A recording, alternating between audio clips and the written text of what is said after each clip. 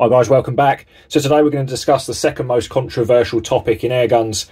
Are JSB heavies better in the wind than standard exacts and the expresses? Now we've got three different tins of the same. They're all of different batches and of different ages. We're going to get these zeroed up the farm later on. We're going to start at 25 yards and then we're going to push them out to 45 and we're going to monitor the drifts and the drops between them. Now I'm incredibly familiar with all of these over the years. I've shot a lot of these. This is a fresh batch of heavies, so I'm not entirely sure how this exact batch is going to perform in the Anschutz. This batch of 7.9, so these are the expresses, these perform very well at the shorter ranges, but they do get a little bit sketchy further out. And this is a random batch that I've plucked off of the shelf. Now I think we've used these through the Walther barrel on the channel before, but as an idea, so we've got 7.9s, 8.4s and 10.3s. Now hopefully we'll find that these drop a bit more but are a bit more stable in the wind. These will be somewhere in the middle. The lighter pellets should hopefully drop less, but they are likely to be more susceptible to wind drift. So I've got a little picture. Right. High quality diagram. Plan is we're going to zero these all up at 25 yards. There shouldn't be a vast difference between them, maybe a few clicks either way at a 25 yard 0 point, and we'll use that 25 yard 0 point out at 45 yards. And this is what I reckon our groups are going to look like. So I think this will be the expresses. I think we're going to have a little bit more drop and a little bit less drift with the 8.4s, the standard exacts.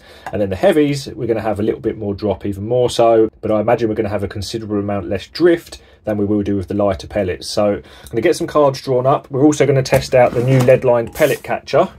It'll be the first time that we've used the new pellet catcher. If you didn't see the video on how I made this, up the top here somewhere now will be a little link. If you want to click that, you'll be able to see the build of this. And we also need to be careful. We need to check the barrel out. The last pellets that we used were actually them lead-free slugs that got stuck in the barrel. So I've pulled the barrel through, given it a good clean. It didn't feel particularly great. It wasn't particularly fouled up or anything like that. Of course, being that they were zinc or whatever they are, there was no lead fouling, but it wasn't great. So we do need to just first off check that the barrel's okay. I think it's going to be fine, but we'll get it tested. Hang on a minute, I keep forgetting we don't have to draw cards up anymore since we bought these. Forget that. Right, I'll see you at the farm. Right, we're here. We're tucked behind the board in a little bit. The wind's coming across probably from about 4 o'clock, so from behind us slightly. First target's out here. Hopefully you can see that. It's a bit bright. I can't see the phone screen.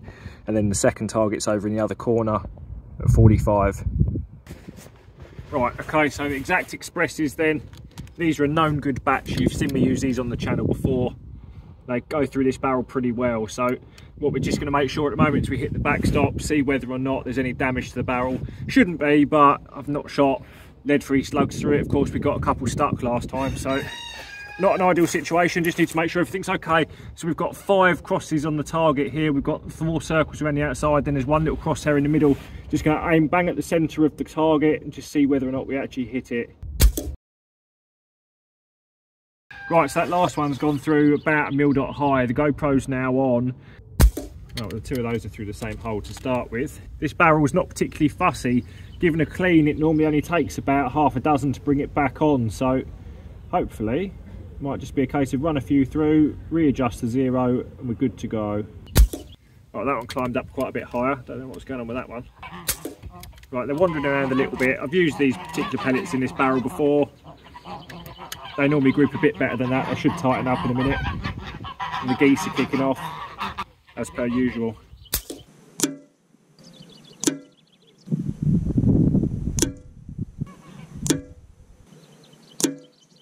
Right, I've just made a quick scope adjustment. Going to slowly try and walk them down onto that middle crosshair on the card. Oh, nice, that's almost bang on the ball. Let's see if we can put another couple through that little tiny hole in the middle then. Let's see how that goes.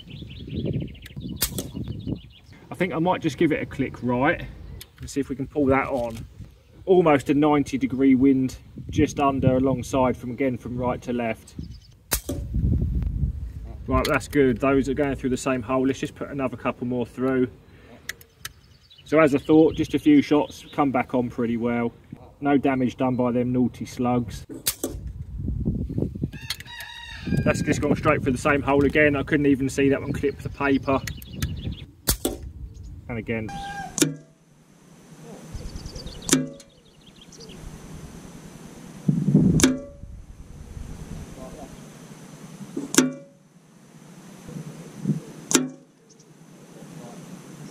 Right, we've spun around to 45 now. GoPro's not quite in the way, hopefully. I've actually bumped the mag up to 15 times mag because my little centre dot on the reticle sits quite well in the little red circle on the card. Now I'm going to use the 25-yard aim point, which is the crosshairs on the scope. So of course we're going to have maybe a mil dot of drop from the 25 to 45 yards, and then we're going to have a bit of wind drift, so we can monitor the drop and the drift between them. Once we've shot these, we'll go on to the exacts, the 8.4 grains, and then we'll do the heavies last. But luckily, it doesn't seem like anything's gone wrong with the barrel. Seems okay, came on really quite quickly. Cockerel's impressed as well. That GoPro looks very close from here. About 30 mil of drop by the look of that, just over from where I'm aiming. It's actually gone slightly to the right. There you go, the wind got that one. So on the same elevation as the other one, about 30 mil of drop from 25 to 45 yards. The wind's taken that, it looks like about 25 mil to the left. No, a bit less than that actually. It's quite handy, these cards have got the ruler scaling on, they've got centimetre squares on, so it's very easy to determine what's going on. Right, so we've got all three of those are on the same elevation line. The wind's doing its thing. Of course, I'm not aiming off, I'm not making any allowances for the wind. We're just literally letting the wind do its thing so we can monitor it, and then we can directly compare the width of that group, if you like, along the elevation line to see whether or not the heavies are actually any better in the wind or not. Okay, so that fourth one's gone through the same hole as the second one.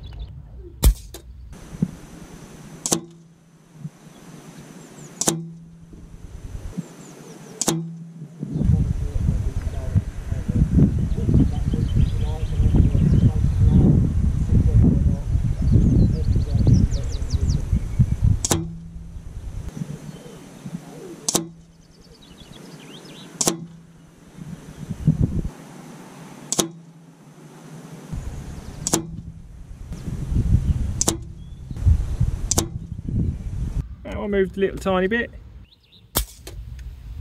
Well, that one's gone through the same hole again. Right, so three of those have gone through the same hole. We're going to chuck a few more through it. We've got plenty of air in the rifle. The sun's out, I'm enjoying being out, so let's give us a bigger group. Okay, so the wind took that one a little bit to the left again, as it ought to really. Nothing unusual considering it's gusting over the top a little. Not bad, okay. Right, so this is the 45-yard card then with the 7.9s, the exact expresses. Looking at that, this is really handy having that ruler scaling on there. You can see we've got, what, just under 30 mil of drop and just under 30 mil of drift from right to left. So that's going to be quite useful. Next, I'm going to shoot at 25 yards with the 8.4 grain exacts, and then we're going to come back out to 45 yards on this left one up the top here. So let's do that now. Right, so we're back round at 25 yards again. We're going to use the top left of the targets on this one at 25. GoPro should be on now, and we're on the standard 8.4 grain exacts. I haven't cleaned the barrel or anything, I've literally gone straight from one to the other, so we might need to have a few shots just to settle it in. I've dropped the mag back down to 10 and just pulled the focus back to 25 yards, so let's see how it pans out, shall we? Right, so that's a little bit high at the moment. Probably find once we've run a couple through, maybe we need to make a little adjustment. Right, so that's four literally through the same ragged hole at the moment.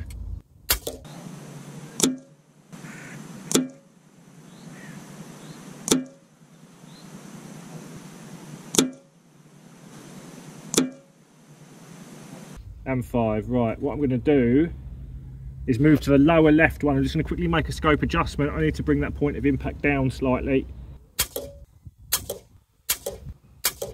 Wobbled a bit on that one, but again we've just got a ragged hole, it's just torn it open. We've probably got a centimetre group there straight after running the others through without a barrel clean or anything like that.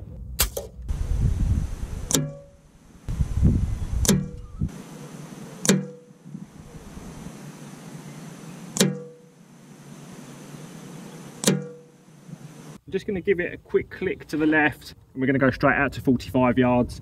I want to get round there while the conditions are the same to try and make sure the test's fair as possible. So spin this round, I'm going to go move the GoPro, and we'll shoot the 45 yards with the standard exacts. Top left, bottom left, they're the two groups that we've just done with the standard 8.4 grain exacts.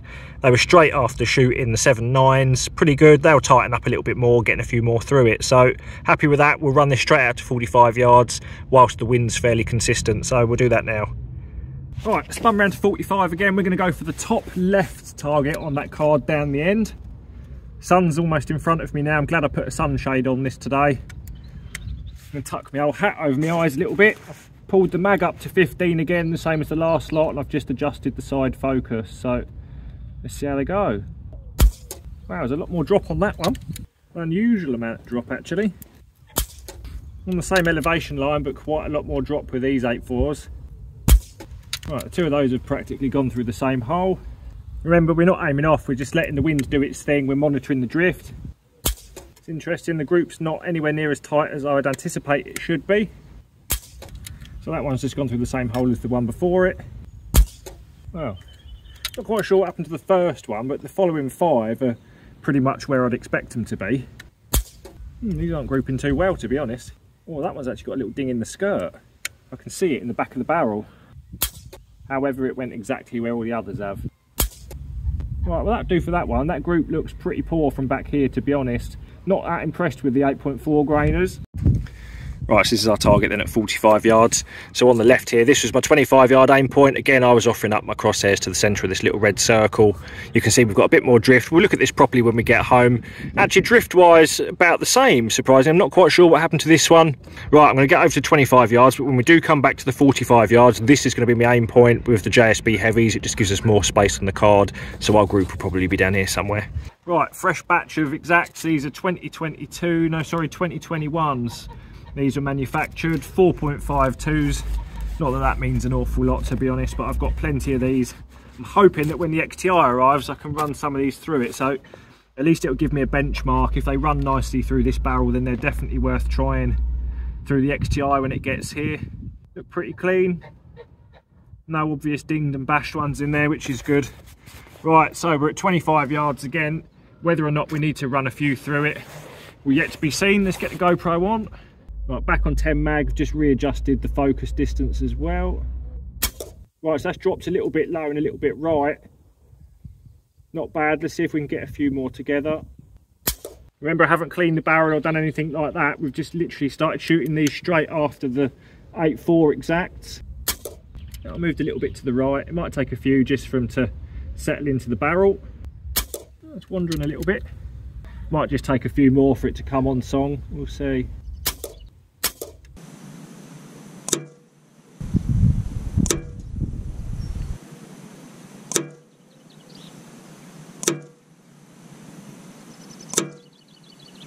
Right, just make a quick scope adjustment.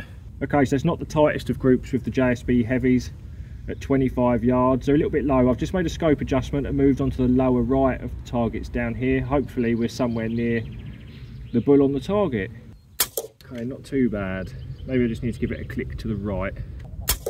Doesn't look like any of these JSBs if you're going from one weight to the other. Probably one batch to the other. In most instances, you're probably not worth doing a clean. If you were going from, say, an H&N, something a bit harder, to a JSB, you'd definitely want to be a bit more fastidious with your cleaning routine or run a few more through it. But because these are all made of the same lead, you can normally switch between batches without too much of a problem. Yeah, it's a nice tight little group there actually. We'll chuck another one through. I'm just going to give it a click to the right.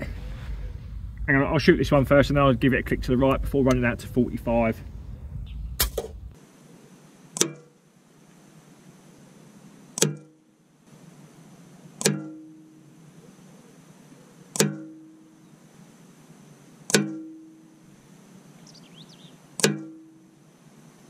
Okay, not too bad. Give it a quick click.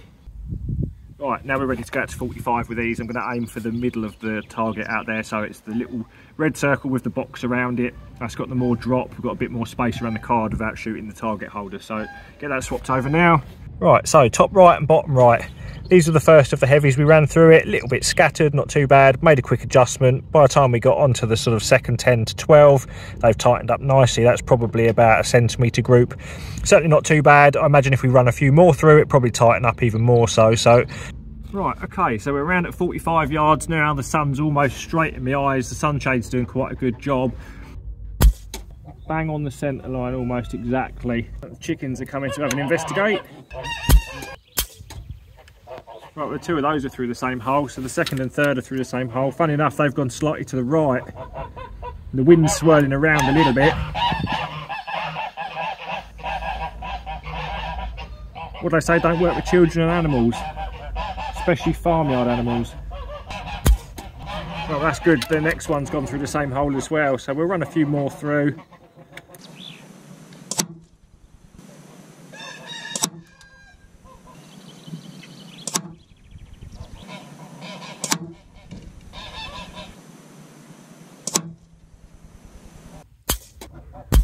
Right, so at the moment it looks like the heavies are smashing both the express and the exacts. The conditions certainly feel much the same. The weather forecast was for fairly consistent 7-mile-an-hour winds. It must have dropped off a little bit, otherwise we surely would have seen a little bit more drift than we got down there now. Let's get a couple more through. I definitely think that this batch of heavies is going to be worth trying in the XTI when I get it set up. It's nice to have a known sort of benchmark. I've shot this for so long now. I can get a good idea of if they're performing well in this, they're likely to perform well in a lot of other barrels. This isn't a fussy barrel or anything like that, but it's good to see what drops and what drifts are like. Just gives you a benchmark to work with. Not bad at all.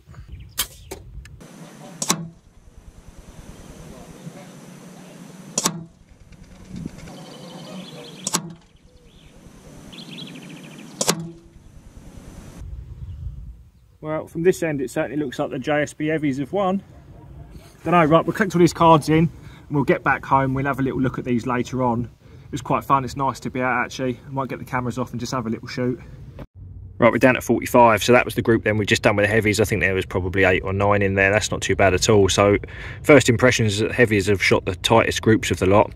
Tell you what, I also like this card, having this little red circle. It's quite nice and easy to offer up the centre dot of my target, so happy with that. Probably get some more of these for the 45. Also really happy with the old pellet catcher, the one that we just made. So at 25, that's really nice. Because we're shooting on sand, it's quite easy to level it off, so overall quite happy. Right, we're back. Well, that was fun. It was a lovely afternoon to be out. It was lovely and warm. Ended up staying out there until I'd run out of air in the Anschutz. So these are the results we've got. Did they go to plan? Did I call it at the start? Well, no, not really, because that batch of 8.4s, despite giving some of the better groups at 25 yards, they were a bit poop really at 45. I can't account for this one on the right here. We've got a bit more spread on these than I would have anticipated. And we've also got a lot more drop than even the heavies and the 7.9s. Now, of course, as I said at the very beginning, the 7.9s did give the least drop at 45 yards.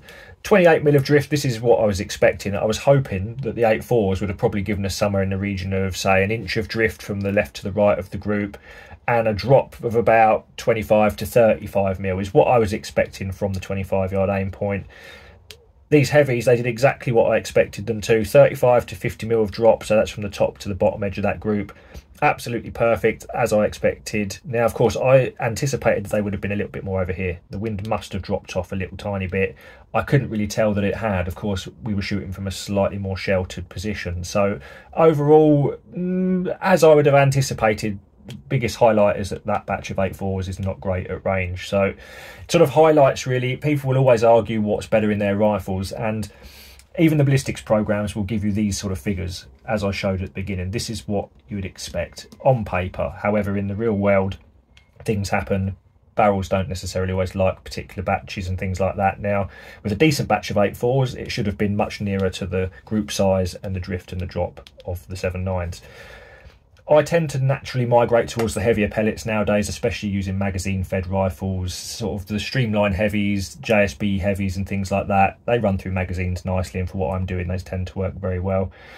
I have a couple of rifles that only really shoot expresses particularly well now. It takes a little while to get used to the wind drifts.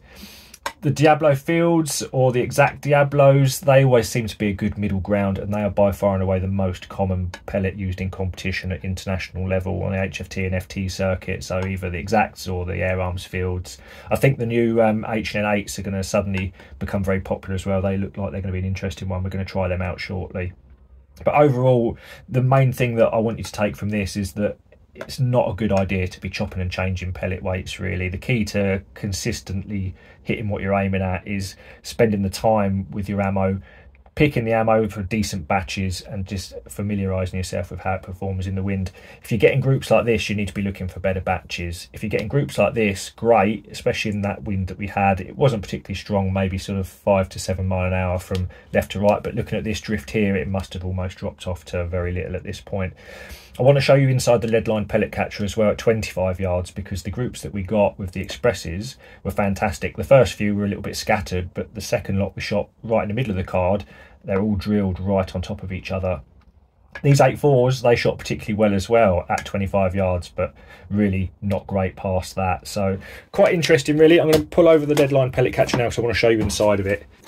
Hopefully you can see down there. So there's like 5 or 6 pellets stacked in that little hole. Now that hole, you can just about get an 8mm drill bit in that hole. So they're very well stacked. These were the 8.4s. Look, they stacked up quite nicely, but then opened up massively at range. Now, strangely enough, the heavies gave the biggest groups at 25 yards, but didn't get much bigger than that at 45. So these definitely need a bit more investigating. That batch, as I said, are from 2021, which are not noted to be particularly good. But going by the performance of these and in the wind today, I'm definitely going to do a bit more with those. I've got a lot of those. I was told that this particular batch was a good batch. Doesn't look too bad so far. So maybe a fine tuning with the pellet speed and things like that. Great.